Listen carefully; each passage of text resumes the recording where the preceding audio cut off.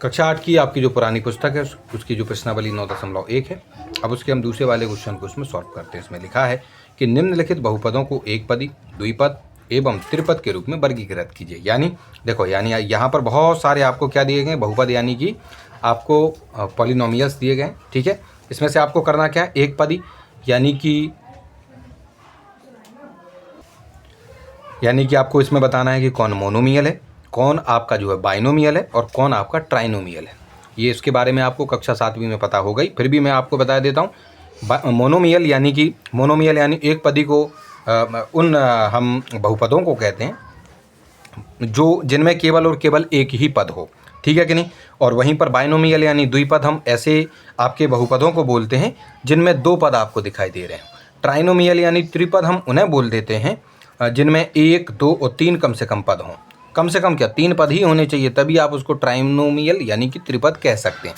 तो आपको ऐसा ही करना है। यहाँ पर बहुत सारे दिए गए और बाकी कौन सा बहुपद इन 3 श्रेणियों में किसी में भी नहीं है, यानी वो कौन सा वाला आपका यहाँ पर बहुपद है जो कि ना तो एक पद है यानी ना तो मोनोमियल है, ना ही द्विपद यानी कि ना ही वो आपका बाइनोमियल है, और ना ही त्रिपद यानी ना ही वो आपका ट्राइनोमियल है।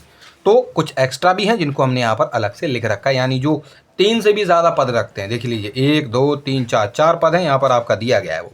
तो सबसे पहले आपको करना क्या है, आपको यहाँ पर पहले चीज़ों को लिखना है। पहले मोनोमियल यानी एक पद लिखो, फिर कुछ लाइनें छोड़कर बाइनोमियल यानी द्विपद लिखो, फिर कुछ लाइनें छोड़कर ट्राइनोमियल यानी त्रिपद लिखो, फिर एक्स्ट्रा यानी अतिरिक्त लिख लो। फिर इसमें से देखते जाओ। सबसे पहले देखो कि ये जो आपका पहला वाला है, फर्स्ट वाला जो है x + y, इसमें आपके 2 पद हैं यानी 2 टर्म है। तो सबसे पहले आप इसको सीधा लिख देंगे यहाँ पर, उस पर टिक कर लेंगे, या फिर आगे बढ़ते जाइए। इसमें लिखा है 1000 यानी 1000, इसमें केवल एक ही पद है क्योंकि बीच में देखिए कॉमा लगा हुआ है यानी अलग है ये। तो ये आपका एक पद वाला है, इसलिए हम इसको एक पद में लिख देंगे। ठीक है कि नहीं। उसके बाद आगे बढ़ेंगे तो यहाँ लिखा है x + x² + x³ + x⁴, यानी इस तरीके से 1, 2, 3 और 4 है। इसमें तो 4 पद हैं, तो ना तो वो इसमें आएगा, ना इसमें वो अतिरिक्त में पहुँचेगा। यहाँ पर हमने इसको लिख दिया है।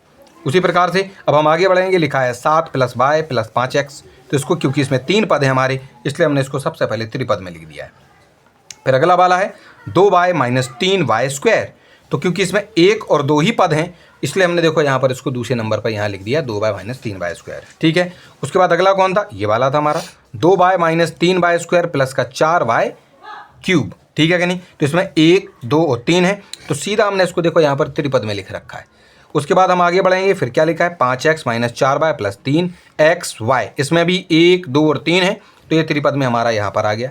उसके बाद अगला है 4z - 15z², यानी इसमें हमें 2 पद दिख रहे हैं, इसलिए हमने देखो इसको यहाँ पर द्विपद में लिख रखा है, यानी कि आपके बाइनोमियल में।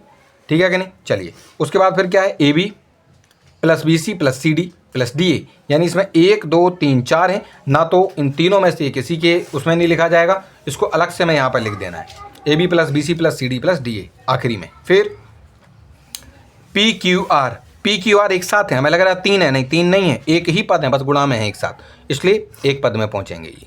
उसके बाद आपको देखना है P² + PQ², इसमें केवल आपको 2 पद दिख रहे हैं, इसलिए आप इसको यहाँ पर P² + PQ² में आप यहाँ पर इसको द्विपद के साथ लिख देंगे। उसके बाद 2P + 2Q, तो यहाँ पर देखो 2P + 2Q लिखा है, ये इसमें क्योंकि 2 पद थे इसलिए हमने इसको बाइनोमियल यानी द्विपद के साथ लिख दिया है। तो इस तरीके से मोनोमियल, बाइनोमियल, ट्राइनोमियल आपको आसानी से इसमें समझ में आ गए होंगे, यानी एक पद, द्विपद और त्रिपद इसमें आपको आसानी से समझ में आ गए होंगे। उस तरीके से सेकंड वाला जो आपका क्वेश्चन है वो भी सॉल्व होता है।